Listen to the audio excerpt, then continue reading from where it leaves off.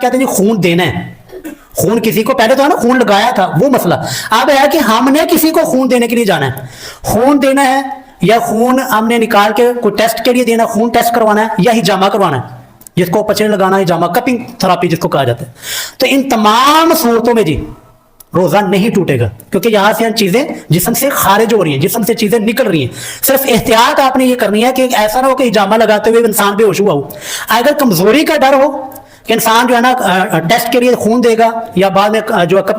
हिजामा वगैरह कराएगा तो कमजोरी हो जाएगी, रोजा छोड़ दें यार, रोजा छोड़ के फिर उसके बाद में कज़ा कर लें और कफारा वगैरह कुछ भी। रसूलुल्लाह के बारे में आता है सही बुखारी में कि आप सल्लल्लाहु अलैहि वसल्लम ने इहराम की हालत में और रोजे की हालत में हिजामा करवाया है। हजरत इब्न उमर रज़ियल्लाहु अन्हुमा के बारे में आता है कि वो पहले दिन में हिजामा रोजा रख के करवाया करते थे, फिर बाद में जो है ना कमजोरी की वजह से उन्होंने